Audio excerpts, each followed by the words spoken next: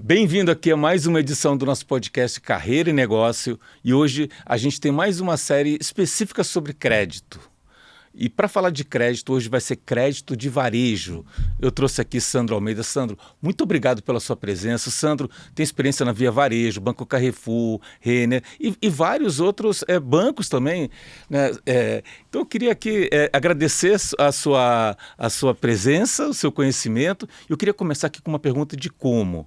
Né? Como que muda quando você dá um crédito no varejo comparado com um crédito de um banco tradicional?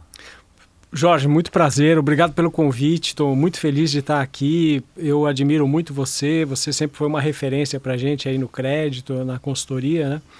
É muito interessante essa pergunta que você fez, porque isso faz muita diferença. Quando o cliente procura um empréstimo no banco ou um produto de crédito, ele está com um problema de crédito e ele precisa de dinheiro, geralmente, para fazer a ponte até chegar ao produto. Quando você está no varejo, ele está desejando o produto. Não parece tão óbvio, mas isso tem uma diferença nas perdas de crédito de forma importante. Quando você precisa de um dinheiro ou quando você precisa de um produto que vai te dar crédito no tempo, você tem que calcular a probabilidade de risco de crédito desse cliente no tempo. Quando você está com um produto sendo desejado por esse cliente, são outros aspectos que a gente avalia. Se for um celular, ele troca de celular o tempo todo. Se for uma reforma de casa, se for um carro, se for alguma coisa diferente, mas que vai ajudar ele no dia a dia, isso pode ter mais prioridade nos pagamentos do cliente. Então, as taxas de juros são diferentes, a forma que você envelopa esses produtos são diferentes. Então, essa é a diferença. E você entende que a inadimplência é mais baixa? Dependendo do produto, ela é mais baixa, né? Então, se é um produto que vai ajudar, por exemplo, como a gente vê hoje, a explosão de microempreendedores, a explosão de pessoas que estão trabalhando por conta própria, e você vai financiar algo que vai facilitar a vida deles, isso vai ter uma prioridade. Na prioridade, você tem recorrência de pagamento. Essa recorrência de pagamento, no tempo, no portfólio, nas safras, você consegue ajustar a melhor taxa para isso. Diferente de uma linha emergencial num banco, quando o cliente se enforcou com várias dívidas ao mesmo tempo e agora ele precisa de um dinheiro para tentar resolver toda aquela circunstância de dívida que está na vida dele. Isso tem preços diferentes, é o que a gente chama de risk pricing. Então, estou entendendo, é o seguinte, talvez o varejo, você vai pegar um segmento de cliente que é mais arriscado versus um banco que tem clientes que estão talvez com um padrão de risco menor estruturalmente pelo perfil da segmentação. Mas se eu comparar os dois segmentos de clientes, um cliente está consumindo um produto de varejo via crédito vai ter menos inadimplência do que um cliente, esse perfil de cliente no banco, né? Perfeita análise, Jorge. Paradoxal, mas é isso mesmo. Os clientes que estão mais arriscados no varejo, mas se eles estão vinculados a um produto que vai melhorar a vida deles, você consegue melhorar a performance de crédito dele, dado as condições de ambiente que foram criadas. Diferente do banco, que você tem uma linha de crédito lá e nem sempre você consegue saber para que o cliente vai usar aquela linha de crédito. Às vezes é uma linha de crédito que ele vai ceder para um terceiro e isso pode estar fora do controle dele. O que a gente viu muito isso acontecer, né? Pessoas que têm um CPF limpo, um histórico bom e vão lá e tomam crédito em nome de outro. Então isso é uma dificuldade que a gente tem, mas hoje o crédito está cada vez mais popularizado. A gente conhece os números de blacklist, de quantas pessoas estão negativadas, quantas pessoas são microempreendedores, quantas pessoas são CLT. Isso ajuda você a entender mais o seu portfólio, né? Tá, então eu estou entendendo que tem um perfil comportamental que no banco, eu até sei casos da neta que pega consignado na conta da avó e tudo mais. Verdade. Mas é mais difícil porque o acesso ao a conta do banco ela é mais restrita, né? Exato. E aí no varejo acontece de uma pessoa usar o crédito da outra para fazer uma compra, né? Empresta o cartão, empresta o teu limite, né? Exatamente, Jorge. E tem uma coisa interessante que para mim sempre foi o meu núcleo de aprendizado, que são os Cs de crédito. Caráter, condições, capital, conglomerado e capital. Isso é bem importante quando você vai analisar o crédito. Então vamos colocar que para o varejo nós estamos falando que capital e condições é o produto e como que ele vai poder pagar e se isso cabe no bolso dele. E quando você está no banco, você dá o crédito uma vez e o seu relacionamento com ele depois é através do que a gente chama de modelos de comportamento. Behavior Score, que fica monitorando transações financeiras. Nem sempre você consegue pegar os hábitos de forma granular. Já no varejo, como a gente vê hoje grandes ecossistemas de marketplace, de food delivery, de conglomerados que têm tanto comércio físico quanto digital, você consegue monitorar mais aspectos da vida desse cliente. Monitorando mais aspectos dessa vida do cliente, você consegue antecipar demandas para ele. E o banco fica só na transação financeira. Então, o que a gente vê hoje é que os dados têm feito muita diferença na concessão de crédito. Porque o que a gente está vendo despontar na democratização do crédito são nativos digitais que chegaram por último, mas deram um salto muito grande. E hoje a gente tem bancos como né, o Nubank, que tem mais de 100 milhões de clientes e tem uma performance. Quando, na verdade, você tinha outros bancos tradicionais que o cliente, que eles tinham o comportamento do cliente, mas olha como é que o Nubank conseguiu dar um salto importante aqui. Da mesma forma, o Mercado Livre com o ecossistema de comércio digital. Da mesma forma, a gente tem visto o PagBank fazer isso nas MEIs. Então, a discussão de quem consegue manipular dados para obter informações que possam predizer o futuro é essencial nesse momento. E tudo isso com governança, né? Porque são muitos dados. Eu acho que assim, o que o Sandro está trazendo aqui para a gente, né, acho que são duas coisas. Eu gosto muito do case do Sesame, né? Sesame agora até já está caindo mais em desuso, mas assim, acho que durante uma década foi a referência de modelo de credit score, é o credit score da Ant Financial, que é o braço aí do Alibaba, né? E eles falavam o seguinte, olha, eu sei que o cara é bom ou não, e eu consigo dar o rating, e o rating era até um troféu, o cara tirava o print do rating dele e postava nas redes sociais, arranjava casamento de acordo com o nível que estava no rating. E eles falavam o seguinte, olha, se o cara vai lá e compra fralda, é diferente do cara que está jogando, fazendo bet. E, então tem o mesmo padrão, mas o comportamento é diferente. Isso muda a questão do risco dessa pessoa, né? Então acho que esse é o primeiro ponto. E o outro ponto que você falou do Nubank, os bancos nativos digitais, eles conseguem capturar muito mais informação do que um banco tradicional.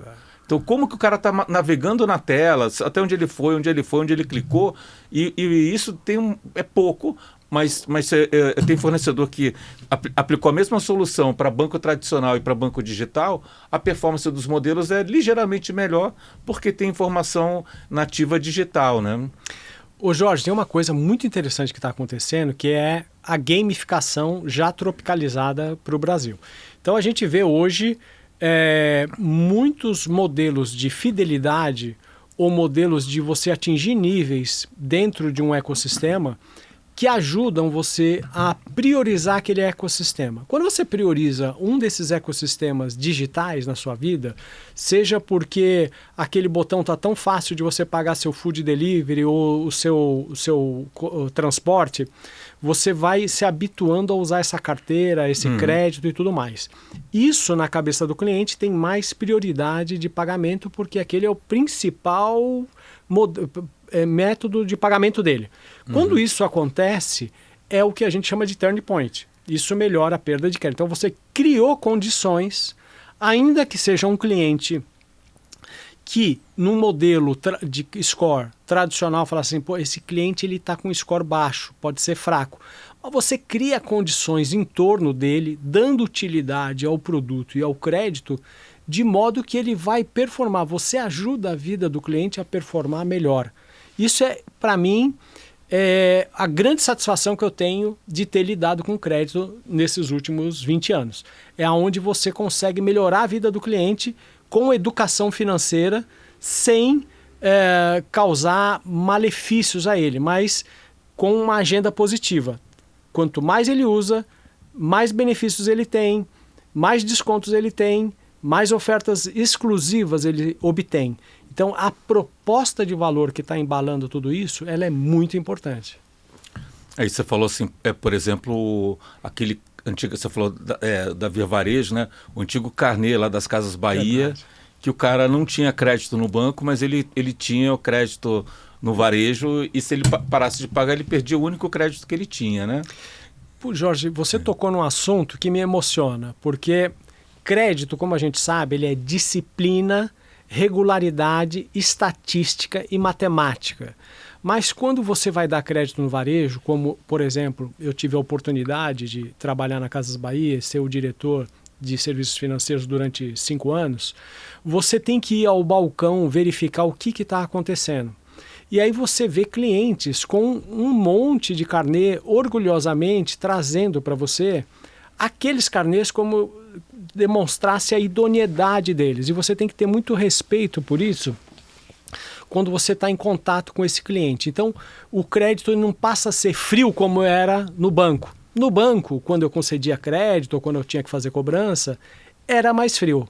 Quando você está no varejo, você consegue conversar com essa pessoa. E o varejo físico, especialmente naquela época, mais ou menos até 2012, 2013, era um varejo muito de emoção. Eu me lembro de um cliente, uma vez que eu atendi, eu estava nesse varejista, esse varejista ele é mais forte em eletrodomésticos e eletrônicos, mas a cliente falou assim, tem como eu comprar meu carro através de vocês? Porque eu gosto dessa experiência. Isso foi uma coisa que me impactou bastante. Isso mostra a dimensão da proposta de valor e da simplicidade, né?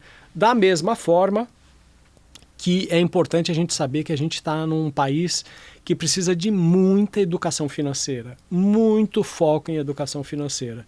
Eu me lembro que a gente dava um cartão de crédito através de um banco parceiro e o cliente continuava a usar o carnê. Ele tinha a opção de pagar em 10 vezes sem juros e ele às vezes pagava com o carnê com uma taxa de 5, 6, 7. Nós fomos entrevistar os clientes, falamos assim, mas por que você não está usando esse cartão de crédito? E o cliente falou, porque no carnê a parcela é fixa. Entendimento do consumidor. E no cartão, eu não consigo controlar quanto que eu vou pagar no outro mês. Então, quer dizer, nesse trade-off, o cliente prefere pagar uma parcela fixa que ele consiga ver com a taxa de juros, do que o 10 sem juros, mas que vai acumular com outras compras e pode ter um revolve em cima disso. Então, esse é um entendimento importante de produto. E agora a gente está vendo outros produtos e a gente está passando por uma mutação, né? Que são os PIX. Os PIX se fundindo com os produtos e isso virando um método de pagamento. Então, acho que agora é um momento muito bacana que a gente vai passar de transformação.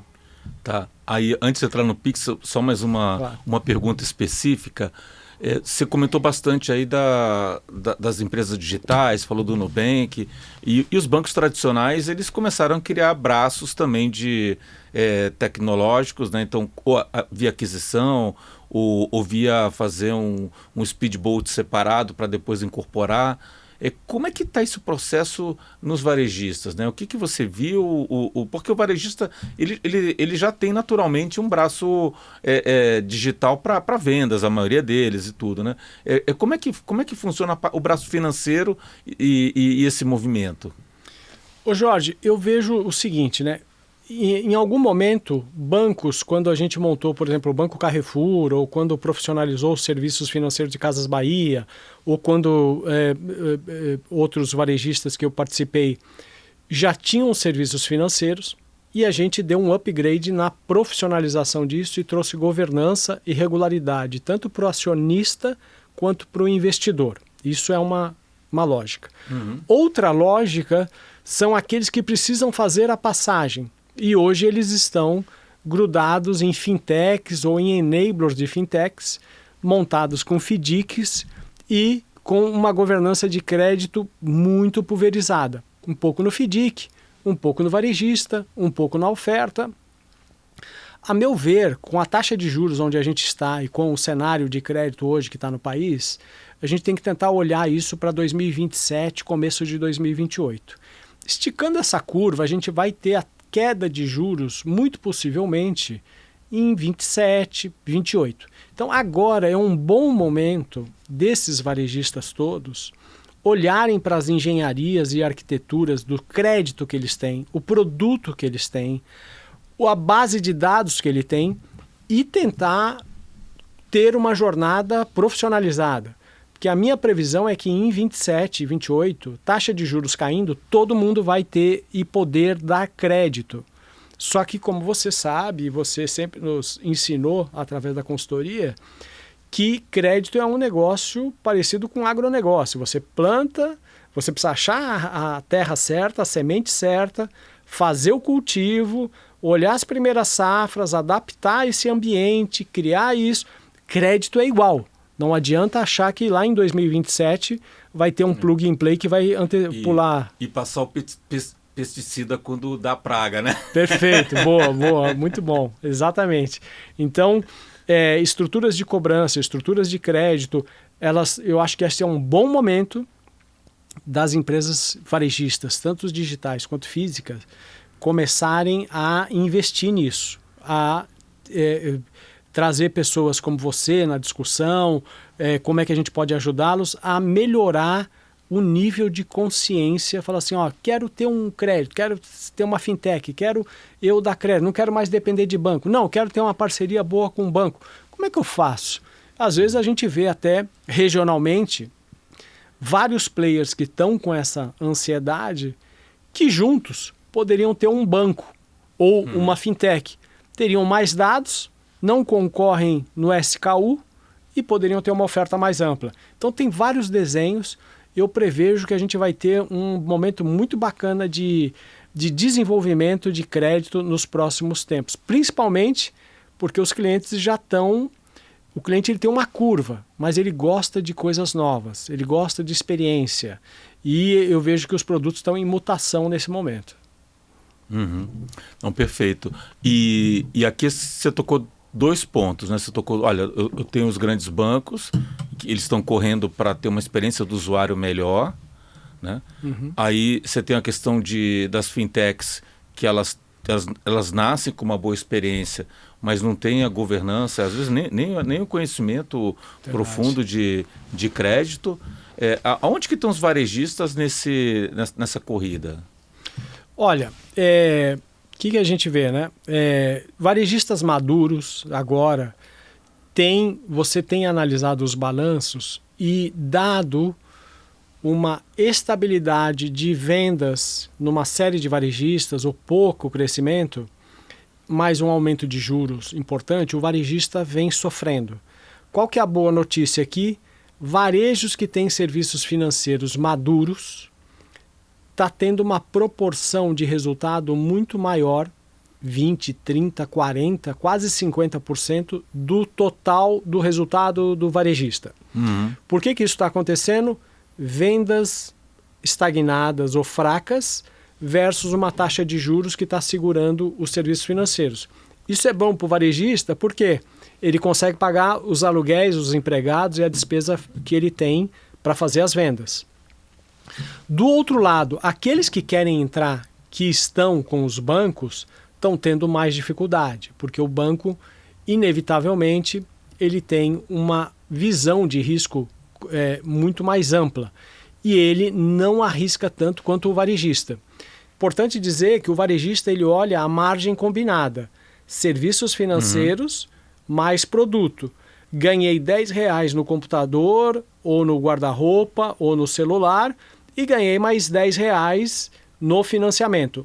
esse conjunto de receitas ajuda a vida dele. Quando você está com o banco, você não tem o risco de crédito, mas você tem a receita mais machucada, mais batida, e isso ajuda a viabilizar as vendas. Então, o meu ponto hoje é que o funding está caro. Com o funding caro, o varejista que não tem experiência, que não tem uma equipe, que eventualmente acha que a equipe financeira pode fazer a gestão de crédito, isso é um grande equívoco. Eu já vi grandes problemas através dessa análise superficial. Achar que porque tem uma área financeira boa, bota esse pessoal para olhar crédito. Crédito tem muito mais ciência, e à medida que a gente está vendo inteligência artificial, machine learning, várias outras técnicas de modelagem crescer no mercado, isso está muito técnico, é quase que uma medicina. Então, é importante recorrer esses varejistas que querem dar crédito, querem ter mais autonomia, querem ter mais liberdade, olhar para isso. E aí, pensar no checklist, né? Que é uma especialidade que você tem, que é ver proposta de valor, processos e metodologia de análise de crédito, conectar essas duas propostas de valor, como é que o crédito vai viabilizar as vendas e se isso conversa com a forma que aquele varejista está acostumado a gerar experiência para esse cliente e construir uma jornada bacana. A partir daí, os números têm que estar dentro de um padrão de retorno que o acionista ou o investidor estejam aptos a não se assustarem e que isso gere valor. Tá, então eu estou entendendo aqui da sua fala que estruturalmente o varejo ele tem um modelo econômico mais interessante, porque a tua exposição é o custo da mercadoria vendida, a tua rentabilidade não só a financeira, mas você tem a margem mercantil. Então isso dá espaço para você se expor, às vezes, um pouco mais e não exigir tanto profissionalismo, né? E a tendência aqui é quem não se profissionalizar vai ter dificuldade para competir nesse meio, né? Meu call é esse, tá? Eu acho que uma coisa importante aqui, Jorge, que eu aprendi durante a minha carreira, passando por esses mais de 15 varejistas, é o seguinte: é muito importante. Tem coisas que eu aprendi com o banco que eu apliquei no varejo, e tem coisas que eu aprendi com varejo que eu aplicaria em banco. A proposta de valor, ela é muito importante. Eu me lembro um caso específico também, onde a gente tinha um varejista bem importante nesse negócio hoje que a gente chama de Buy Now, Pay Later. E nessa oportunidade, a gente olhava para as vendas e a gente criou um pré-aprovado. Então, baseado no teu behavior, no teu comportamento histórico, a gente olhava para esse carnê, falava: Jorge, vem aqui que você tem limite pré-aprovado com a gente. Nada mais é do que o Buy Now, Pay Later que a gente conhece hoje. Deixa eu só, quando você fala Buy Now, Pay Later, você está falando o seguinte: o consumidor está naquele impulso de comprar uma mercadoria e você tem alguma forma de dar o crédito para ele naquele momento, para não perder a magia do momento que ele está fazendo a compra, né? Exatamente. E aí, você, nesses grandes varejistas que eu passei, você acaba construindo um filme para passar na televisão, para chamar o cliente vir às vendas, vir fazer a compra.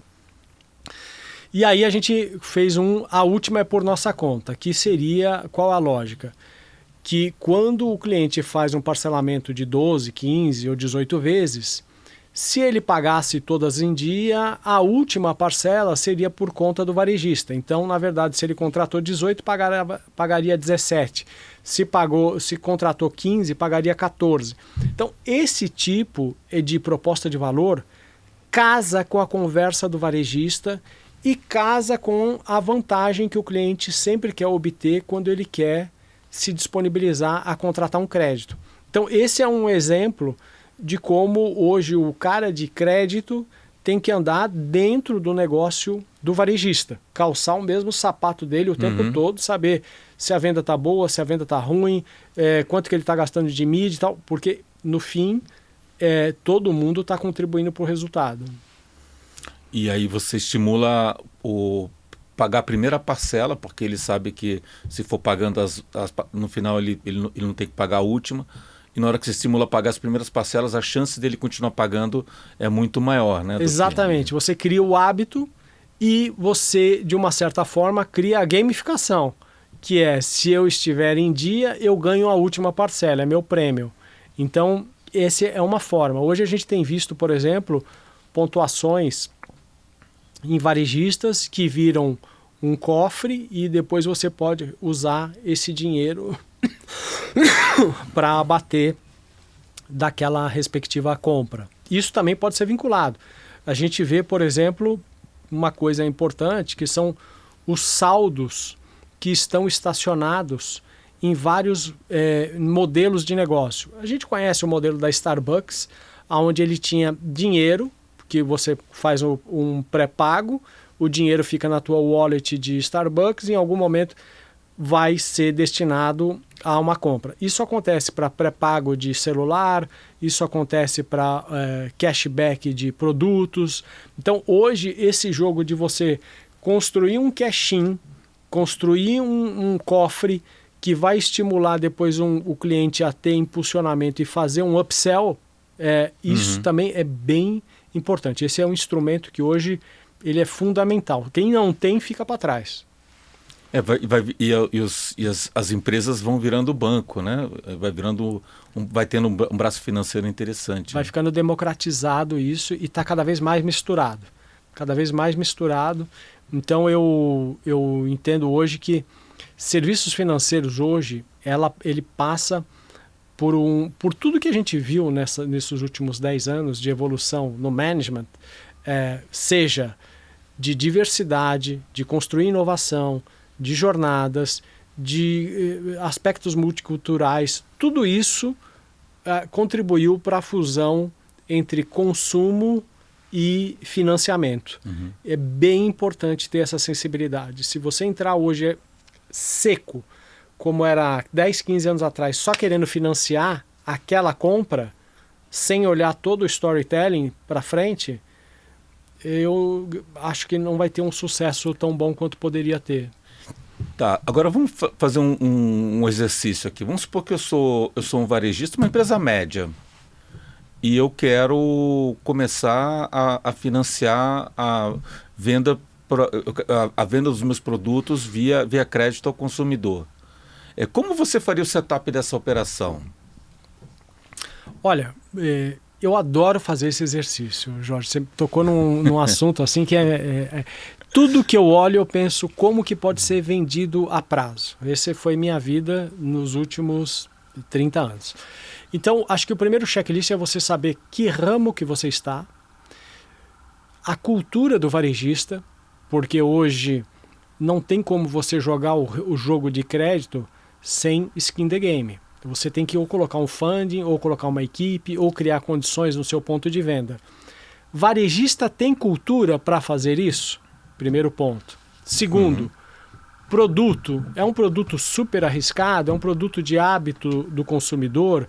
É um produto meio PF, meio PJ? Qual é a característica desse produto? Porque esse produto tem que conversar com uma coisa. Melhora a vida do cliente? Essas condicionais... Você consegue dar um exemplo, então, assim, de produtos que seriam seriam melhores candidatos para vender a crédito, financiar via crédito, produtos que seriam um problema? Sim, baseado no que eu vi na minha vida. Por exemplo, você tem uma pessoa que faz bolo para fora, doce para fora, e ela tem uma cozinha e ela precisa dar mais vazão a isso. Quando você financiar para ela um forno ou um fogão ou um ar-condicionado para a temperatura não ficar muito quente e o chocolate que ela fez derreter ou a comida começar a correr algum tipo de risco, você está financiando a estrutura desse microempreendedor. Isso vai ajudar ele. Ele vai te priorizar porque isso é um ciclo de retorno. Você ajudou ele tem que honrar esse pagamento, ele tem que crescer. Se crescer a produção dele, ele precisa pôr mais um ar-condicionado, aumentar o fogão, aumentar a planta dele. Então, isso é um ciclo produtivo. Aí, você tem um crédito bacana para construir uma relação muito bacana com esse cliente. Quando você vai financiar alguma coisa que é, como a gente sabidamente conhece, um celular para um jovem que está impactado pela o entusiasmo de ponta de tecnologia, e o jovem às vezes tem uma renda ainda intermitente, porque ela depende um pouco dos pais e um pouco ele constrói através do rendimento dele, isso pode ter oscilação no pagamento. Quando tem essa oscilação no pagamento, que é o que a gente chama da inadimplência. Então, isso tem um risco maior. Né? Então, nesse checklist é bem importante distinguir isso. Se você tiver esses dois públicos no portfólio, você tem que mais ou menos tentar ponderar e criar as políticas de crédito que vão ajudar a assessorar essa análise de crédito por produto e por cliente. Aí você falou do jovem que tem uma renda intermitente. Voltando para esse caso hipotético, né? Como é que a gente faria para estimar a renda dos potenciais consumidores de crédito? Ô Jorge, isso está bem evoluído hoje à medida em que a gente tem as informações tanto de birôs, que melhoraram bastante, mas quanto maior o ecossistema, você hoje conseguir fintechs que tem coisas do tipo assim, você conhece a nota do seu driver de Uber? Você conhece a nota do seu food delivery? Todas essas notas são prediz quanto que esse profissional é bom. Se esse profissional é bom, ele está num target de renda X. E outras variáveis ao redor disso que podem ajudar a construir uma persona que vai fazer uma aproximação de renda. A partir daí, você começa a experimentar crédito com ele. E ele, por sua vez, tem outros fatores que podem impactar na vida dele sazonalmente. Como você sabe hoje, você está tendo hoje uma disputa enorme de food delivery. O que quer dizer isso? Esse driver, esse entregador hoje, ele vai ter mais opções de renda. E ele vai ficar pulando aonde está a melhor renda dele. Então, quer dizer, como é que a gente vai fazer uma política de previsão de salário ou de retirada para o entregador? Então, isso você tem que analisar isso microscopicamente para pensar um modelo. E isso está a mesma coisa para o driver, isso está a mesma coisa para o microempreendedor que a gente está vendo hoje. Você também tem CLT hoje que está cruzado com benefícios, então isso também tem uma potência na hora de você analisar crédito. Então os modelos de renda presumida hoje, eles estão com variáveis muito mais disponíveis, tanto digitais quanto até de open source mesmo, de governo, para você poder cruzar e entender uma assertividade nisso. Tá, e você falou, e você acha que os dados de birô, né, estão melhores para estimar renda? Eu acho que os birôs têm feito um grande trabalho, eles têm evoluído bastante, mas eles ainda recebem os dados que eu diria para você assim, que o credor manda. Eu acho que pode ter um esforço muito maior deles ainda de captura da atmosfera de dados que não estão sendo captados e cruzados.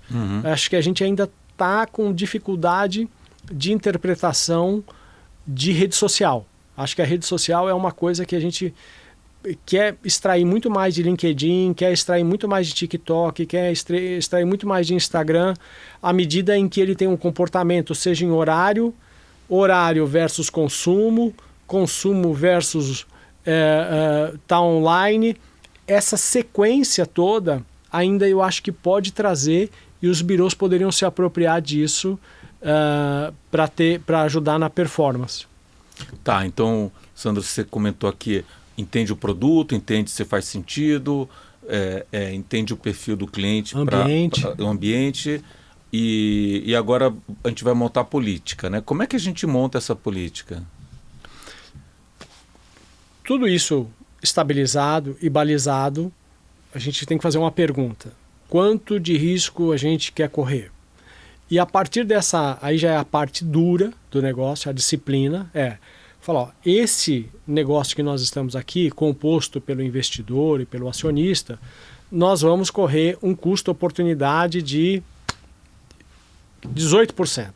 Você vai colocar custo de funding, vai colocar os juros, vai colocar a sua despesa e vai mais ou menos determinar ali qual é o teu núcleo, a tua banda de perda de crédito. E aí você começa a fazer uma regressão para entender, falar, olha, então o público que vai ter esse risco é esse, o produto é esse.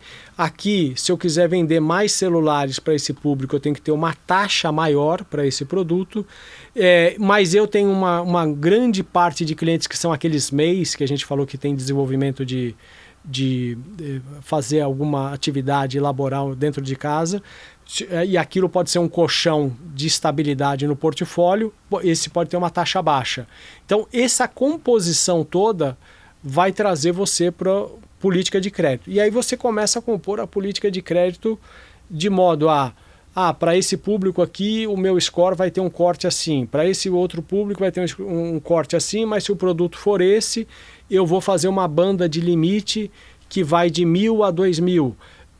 Mas a PMT tem que ficar em alguma coisa de 20% a 30% da entrada desse cliente. E aí começa a fazer essa política que é particularmente a parte que eu adoro. Isso é um trabalho que eu sugiro que faça junto com alguém, como você, por exemplo, um consultor, que dê uma visão crítica daquilo. Porque a pessoa que vai escrever essa política, ela pode ter diversos vieses e dentro do contexto comercial, mercantil, você fica pressionado a fazer a venda. Então é importante nesse momento de elaboração de política, conversar com o birô, conversar com o consultor, conversar com quem já teve experiência e montar uma governança, porque essa política ela vai ter protocolos de manutenção. Quando você estabelece a política de crédito com os seus parâmetros, você tem que desenvolver o MIS, que são as suas informações que vão mostrar se as respostas de cada quesito da política estão dentro de um padrão que você mencionou. E do outro lado, você tem que checar se isso está atendendo ao varejista, à venda. Não adianta você ter uma política super apertada, aprovar 3%, e está todo mundo insatisfeito. Você tem um custo aqui de reprovar 97% dos clientes, isso tem custo para o varejista, isso não tem agregação de valor. Então, como é que você transforma isso? Então, o ciclo de crédito, ele depende muito disso que você comenta agora, que é a política de crédito, com um ciclo parecido com o PDCA, que é a manutenção desses itens da política através do gerenciamento de informações e calibragem de modelo e de política.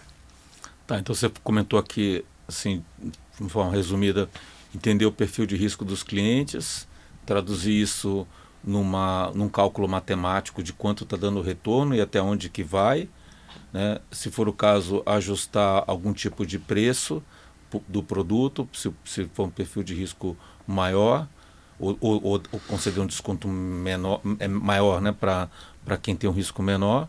E você comentou rapidamente entender o quanto que tem de capacidade de pagamento e o quanto que uma parcela pode comprometer a capacidade de pagamento de um indivíduo, né? Exatamente. E eu acrescentaria mais uma coisa, Jorge, que ela favorece muito o varejo, que é olhar de novo para as facilidades que estão no ecossistema do varejista. Programa de fidelidade, muito importante, porque ele ajuda você a criar condição de adimplência, regularidade, gamificação.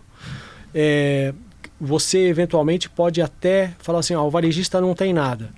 Vai você, head de serviços financeiros, atrás de collabs que grudam mais o cliente com aquele sistema que você financiou para ele. Então, à medida em que ele contribuir com você com mais informações, né, vamos pensar aqui uma hipótese. Né? Eu participei de um projeto onde a gente montou uma fintech no negócio de energia renovável. E a gente queria entender se o cliente que tivesse propensão a uma consciência ecológica de comprar crédito carbono para, eventualmente, offsetar suas próprias emissões, ele teria uma melhor performance de crédito. Então a gente construiu um ambiente para que tivesse uma calculadora, que ele colocasse o hábito dele, se ele ia trabalhar de ônibus, a pé, de bicicleta ou de carro. Isso daria uma emissão e se ele estaria disposto a zerar essa emissão. Se ele zerasse essa emissão, ele ganhava um selo do tipo assim, mundo, estou fazendo a minha parte. Isso deixa ele socialmente muito empoderado. Não é? Isso pode causar um exemplo. Isso é a mesma coisa para a saúde financeira. A gente viu uma semelhança nisso. E houve esse tipo de resposta nos dados. Então, quer dizer, criou uma questão aí circunstancial que, de repente, você não precisa estar exatamente no business de transição energética, você pode estar num outro business e trazer o tema do carbono, que é um tema hoje que está em amadurecimento. Tem o tema do pet. Se você cuida bem do teu pet, se você consegue dar um style mais bacana para o teu pet, então você não precisa mexer com o cliente, mas você tem que mexer com aquilo que o cliente gosta. Se você criar uma oportunidade de bem-estar para o pet do cliente, de repente isso vai fazer ele priorizar teu pagamento. E aí você pode estar até num banco. Eu tenho um cartão de crédito de um banco tradicional, tá? As milhas vão ser para você comprar comida para o seu pet e ter direito a 2 diárias de hotel quando você precisar deixar o pet. Essa lógica, ela tem que ser open mind. Que aí fideliza um pouco mais o cliente. Fideliza um pouco mais. Tá. Aí a gente fechou aqui a questão da política, vai começar a emprestar. E você comentou rapidamente que tem que ter o fund, né? O que é isso, como é que faz e que dica você daria para esse empresário, médio empresário, para conseguir dar crédito, né? Legal. Esse é um tema bem legal. Quando você for convencer alguém que tem capital, é importante você ter uma proposta de valor clara, distinta, porque todo mundo tem alguma grande ideia. Agora, como é que você veste a proposta de valor e vende essa proposta de valor para o cara que vai dar o dinheiro? Como a gente viu, a perda de crédito, ela tem uma lógica do tipo assim, o que você comprou, em que circunstância? Quanto mais você conseguir melhorar isso, que é você ter governança e controle sobre isso, quem for te dar o dinheiro para você emprestar para o seu cliente vai ter mais confiança nisso. Fatores que são importantes: equipe que vai gerir, modelo que você vai acompanhar, condições que você vai dar o crédito e como que você vai retomar esse crédito se houver algum problema nessa jornada, que é a parte de cobrança que a gente tem que conhecer bastante. E óbvio, quais são as garantias para você não incorrer em fraudes. Mas eu reputo que seja bem importante, Jorge, o tema de você construir uma história sólida com governança. Porque o crédito é uma jornada de aprendizado. Eu não vi, talvez, outro dia eu estive fazendo uma conta, quase todos os varejistas ou bancos que eu passei tinham em torno de 40 milhões de CPFs até 90 milhões de CPFs. O que quer dizer isso? De certa forma, eu manipulei crédito para o Brasil inteiro, em algum momento da minha vida. Quando você faz isso, é importante você se organizar do tipo, quais são os clusters, como é que eles respondem, como é que você calibra isso. E nisso, tem um cluster que ele é sempre mais arriscado do que um cluster saudável. Você tem esse cluster, por exemplo, dos MEIs, que tem renda intermitente, toda essa história que a gente já contou. Nesse aqui você vai errar. Você tem que contar para o teu cara fiador aqui que está te dando funding, como é que você vai ajustar essa rota. Falou, um indicador que a gente chama de First Payment Default, que é a primeira parcela não paga, ou over 30, over 90, ou os laggeds que a gente conhece.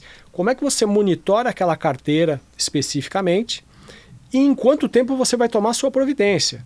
Se o meu over 90 tiver desviado 3% durante 3 meses, eu tenho que tomar uma providência de fechar o score, aumentar a cobrança e fazer todo o meu revalidamento de modelo e de política de crédito.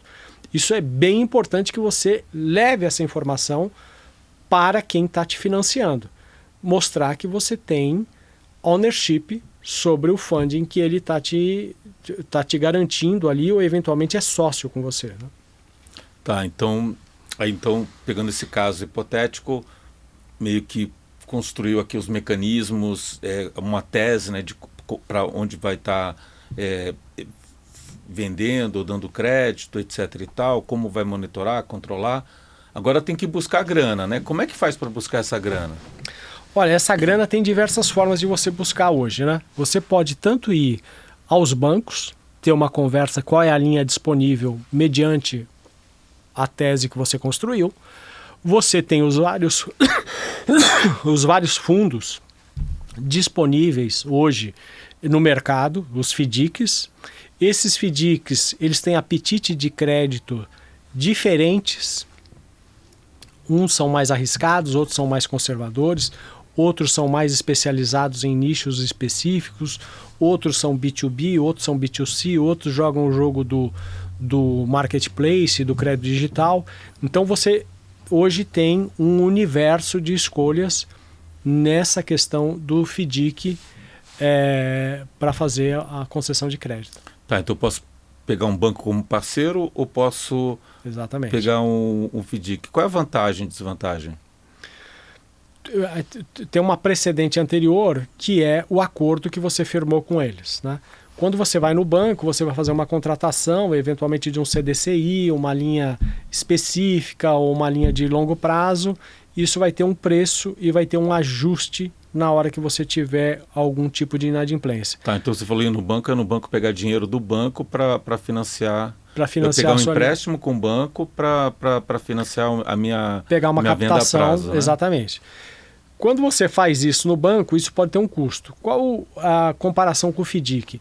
No FDIC, você pode ter condições específicas dependendo da composição que o FDIC for feito. Porque no FDIC, você pode ter dinheiro do varejista.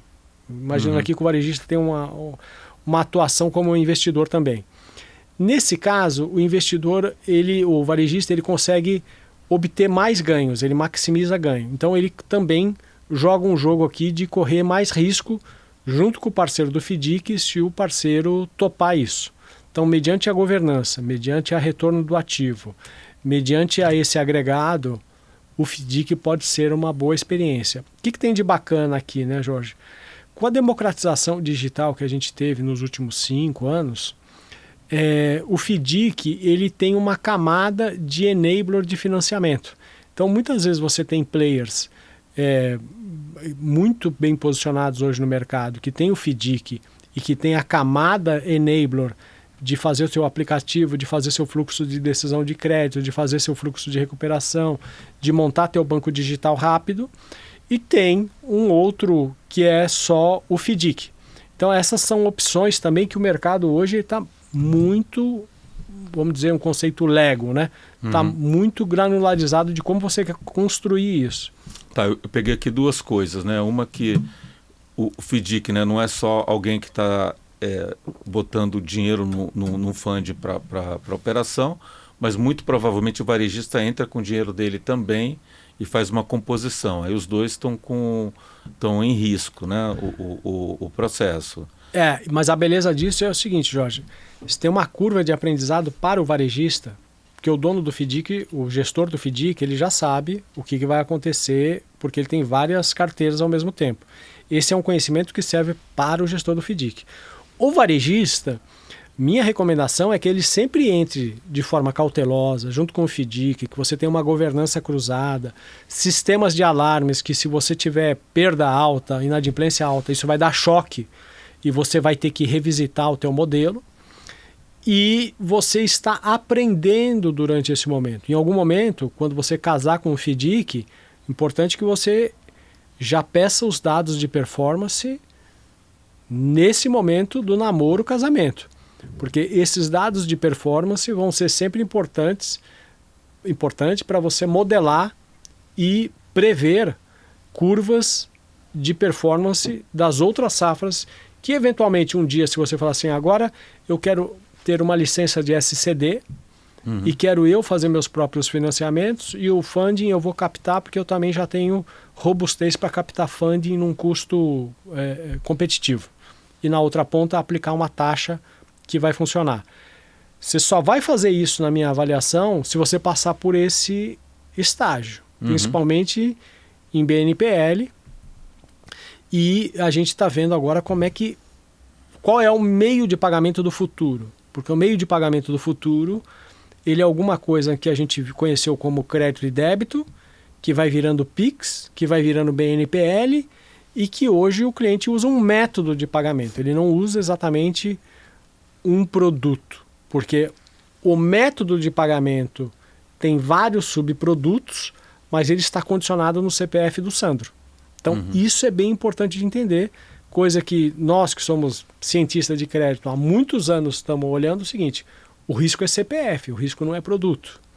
E agora, mais do que nunca, com essa oferta de método de pagamento para o cliente, é importante entender risco cliente. Tá, mas essa informação que você falou que tem que pegar depois que o FDIC está rodando, tem que pegar antes com o histórico de outros FDICs para outros casos. Onde que tem que pegar essa informação? Com o próprio FDIC, você pode fazer o que a gente chama de proxy, uma aproximação anonimizada de carteiras parecidas com aquela que a gente vai aplicar. Eu, enquanto gestor do FDIC, vou fazer essa proxy. Se você me chegar com um portfólio aqui de eletroeletrônico, vou olhar no meu FDIC e falar assim: temos experiência de eletroeletrônico? Temos. Qual é a perda? 12%. Qual a taxa aplicada? 18%. Qual o prazo médio? Ah, tá. Isso me dá uma baliza para eu conversar e calibrar o risk price com esse entrante. Se não houver isso, recomendo ir cautelosamente. Porque muitas vezes a verdade de um autônomo em Manaus é uma, a verdade desse autônomo no Rio Grande do Sul é outra. E isso pode diferir por temperatura, por exemplo, porque eu já vi isso acontecer. Às vezes no Mato Grosso você tem uma temperatura de 32 graus, está demandando super ar-condicionado, quem está comprando de você é um microempreendedor que depende do agro e o agro não está bem naquele momento. Sua política quebra agro, Mato Grosso, temperatura. Então, isso tudo é importante de alguma forma você ter esses sensoriais para obter a resposta. Tá, e você está falando então quando entra no FDIC já negociar para olhar o perfil dos clientes que vai dar o crédito e comparar com esse mesmo perfil para outros concorrentes que estão dando crédito e entender o quanto que você espera de performance. Perfeito. Né? Penso que é isso, Jorge. Minha recomendação seria essa. Muito bom. E aí você comentou, acho que já 2 vezes sobre Pix, né? E como é que você vê aqui o Pix parcelado, né? Porque quando entrou o Pix, ele deu um impacto forte no cartão de débito. Então diminuiu o uso até de meio circulante e tudo mais. Como é que você vê o Pix parcelado competindo, talvez competindo contra um cartão de crédito? Tem uma canibalização, não tem? Como é que você vê esse cenário? Jorge, eu estou muito feliz de estar vivo nesse momento, vivendo toda essa transição, porque eu comecei em 1990 pegando ficha no papel numa empresa chamada Fininvest. E lá era engraçado, porque a gente tinha um talãozinho de cheque que a gente falava assim: olha, cliente, você pode fazer esse talãozinho de cheque, passa em determinados estabelecimentos, comerciantes, e as últimas folhas desse cheque, que tinha uma cor diferenciada, eram folhas que valia para você obter juros ou outro tipo de empréstimo. Então imagina que a gente vem daquele momento, né? E eu tive vários outros professores na minha carreira que tinham histórias mais antigas que essa, muito mais interessantes. E hoje a gente está conversando de Pix. E o Pix parcelado, eu estou me esforçando bastante, estudando, conversando com muitas pessoas do meio para tentar entender o impacto. Quando a gente pega o Pix à vista, a gente viu um dinheiro aparecer no mercado, e eu exatamente estava, acho que na Lojas Renner ou alguma coisa, a gente fala, onde é que estava essa liquidez do mercado que a gente não enxergava e ela não alavancava outro tipo de meio de pagamento, como, por exemplo, o débito ou a transação à vista, né? E quando entra o Pix, a gente começa a ver um fluxo de dinheiro importante, que movimentou as vendas e trouxe muita gente para a visibilidade dentro da cadeia de financiamento. Muito, ainda mais quando havia uma vantagem com desconto se você pagasse com Pix. Então isso foi bem importante.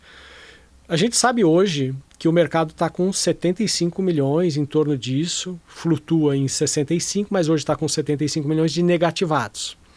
Se esses negativados não estiverem com produto de crédito, cartão de crédito ou BNPL, e eles estiverem conectados a bancos tradicionais, o Pix parcelado pode trazer um consumo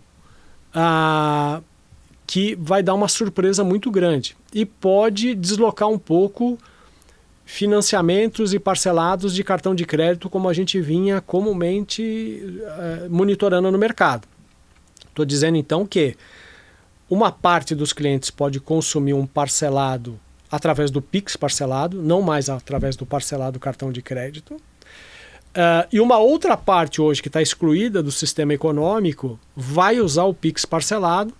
A gente está vendo essa taxa flutuar entre R$ 2,99, R$ 3,5, alguns bancos fazendo essa oferta, que é uma taxa que na jornada digital e na experiência do cliente, ele está falando assim, acho que vale a pena. Eu tenho, por exemplo, eu uso hoje um food delivery que quando eu olho lá no checkout tem uma oferta de eu comprar uma pizza em 24 vezes com taxa de R$ 1,99 a R$ 2,99. Então, se isso já está para pizza e quando você olha, tem uma coisa importante, né, Jorge, que a gente aprendeu, o cliente ele tem limites mentais para determinados consumos. Então, assim, comer eu quero gastar R$ 35. Então, se você está com uma turma na sua casa e você pediu 5, 6 pizzas, talvez você não queira pagar R$ 300 de pizza, mas você queira pagar 10 parcelas de R$ 38. Então, esse limite mental que existe para você comprar um celular, para você comprar uma roupa, para você tomar uma bebida, a gente sabe que empiricamente existe na cabeça do cliente. Então o Pix parcelado ele pode conversar com essa coisa do limite mental do cliente. Fala, pô, isso aqui, vou fazer esse Pix porque R$ 2,99 acho que é uma taxa que está ok, vou fazer no prazo tanto, vou financiar essa pizza, vou financiar esse produto, vou financiar esse remédio na farmácia. Então, eu vejo que o Pix parcelado, dentro desse produto, método de pagamento, banco X ou fintech Y, vai ser muito disruptante.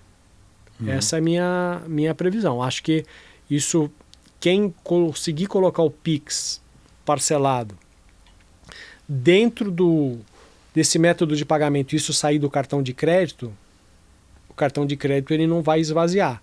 Quem não tiver isso, o cartão de crédito vai esvaziar, porque o consumo vai para o Pix, esse Pix vai para uma conta digital.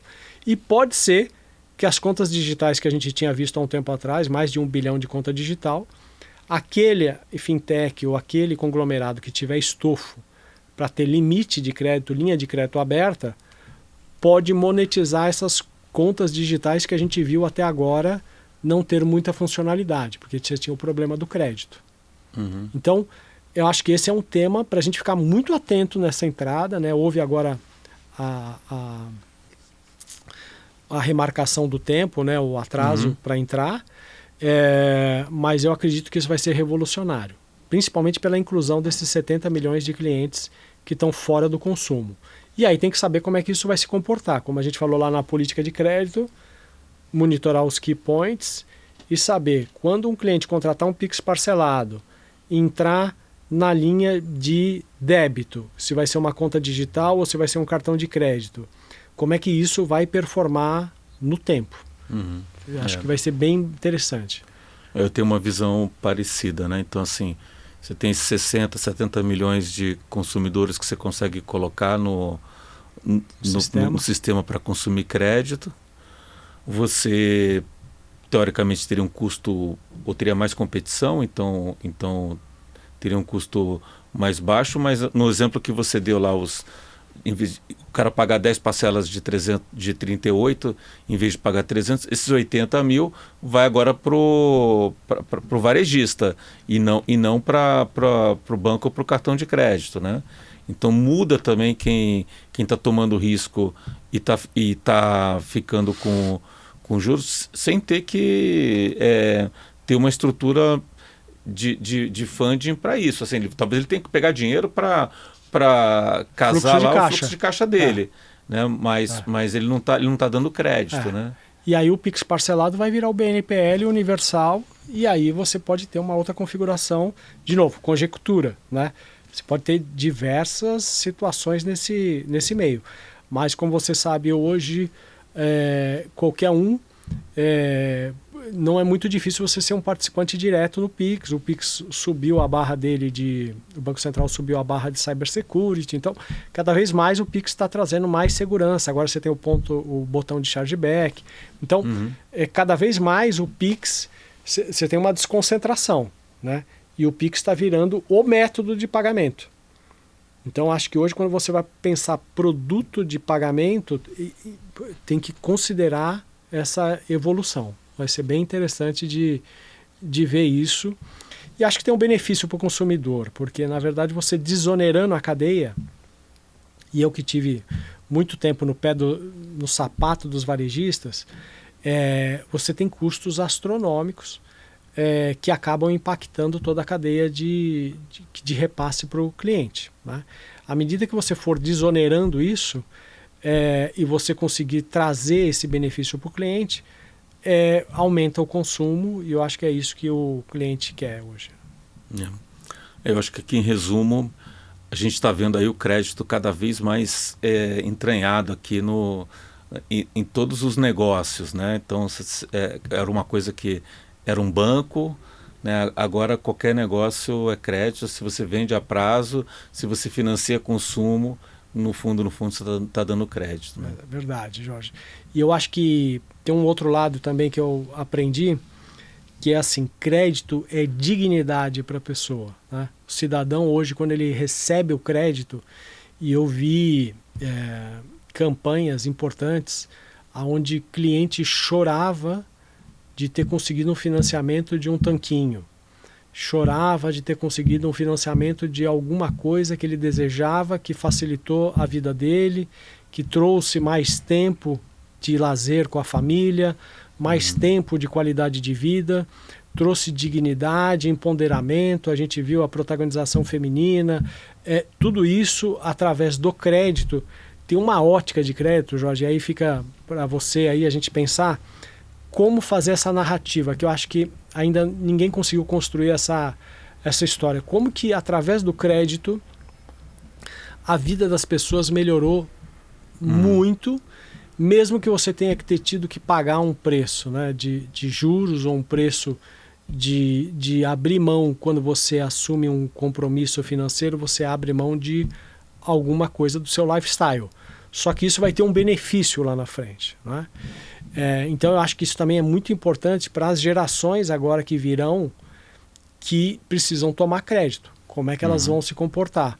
No passado a gente vendeu muita dignidade através do crédito. Para essa geração, talvez, a gente vai vender alguma coisa entre socialização e compromisso, que são dois aspectos da nova geração que a gente vê uma dificuldade nesse processo de assumir compromissos e de socialização. E o crédito pode ser um educador sobre isso. Principalmente porque o crédito, se você não pagou, você vai ficar fora. E você vai ser cobrado. E hoje a sociedade tem dificuldade de cobrar você de coisas que você não cumpre. Quando você fala em crédito e você não pagar, você vai ser cobrado. Eu fui um cobrador, cobrava 150 pessoas por dia. Ouvia muita história triste, mas eu preciso da data de pagamento. Ah, não tenho. Semana que vem eu ligo de novo. Isso hoje é feito por robô, pelo WhatsApp, por metodologias, mas eu diria que se eu conseguisse fazer 180 ligações por dia, na minha época, o robô faz milhares. Então você vai ser cobrado do compromisso que você assumiu para honrar o desejo que você tinha. Então eu vejo o crédito... Como eu sou muito crédito na essência, para mim crédito resolve tudo. Educação, civilidade, sociedade e tudo mais. Está chegando aqui no final. Sandro, se alguém quiser entrar em contato, te achar, qual é como que a pessoa faz? Olha, o meu LinkedIn está à disposição, é Sandro Almeida, estou à disposição. Às vezes eu não consigo responder na hora, mas minhas redes sociais estão abertas, não tem... Sou bem disponível e acessível aí, não tem... E você está atuando, prestando consultoria? Eu estou trabalhando bastante nessa assessoria aos varejistas, a telecoms, a empresas de energia, todo mundo que está querendo introduzir serviços financeiros, ou o tema de crédito, ou já tem uma operação de crédito e quer uma opinião de alguém que já gerenciou esses portfólios que eu gerenciei, como é que eu posso apoiar na governança, né? E aí, para quem está começando agora e está querendo dar crédito, está tudo muito mais fácil, né? Está mais fácil conseguir o funding, está mais fácil conseguir avaliação de risco, né? De montar a operação, e aí é que está o perigo, né? Jorge, eu não abriria a mão das comunidades de crédito. Então, assim, eu acho que uma coisa que me fortaleceu muito na carreira e que eu tive êxito foi encontrar pessoas como você, várias pessoas. McKinsey me ajudou bastante, as consultorias todas me ajudaram bastante. Conversar sobre o tema, porque esse não é um tema tão lógico, ele tem vários aspectos. A democratização digital trouxe outros desafios, então nessa cadeira, nessa mesa, tem que ter o cara de marketing, tem que ter o dono da empresa, tem que ter o cara de tecnologia, tem que ter um cara matemático bom nesse jogo. E você tem que tentar conversar com peers, com pares, que você possa comparar a sua realidade, como você disse ali do caso do FDIC, como fazer esse benchmark anonimizado e tudo mais. Então isso é bem importante. Converse com a comunidade experiente. Eu costumo falar que quem entende de crédito hoje domina os negócios do futuro, né? Então, verdade. É sensacional. Adorei, Jorge. Muito obrigado, viu? Vou devorar esse livro. Ótimo. Então, você que é empreendedor, você que pensou, poxa, será que eu não posso aumentar minhas vendas e depender menos de um banco e ter minha própria operação de crédito, né? Avalia, é um processo interessante, procura, né?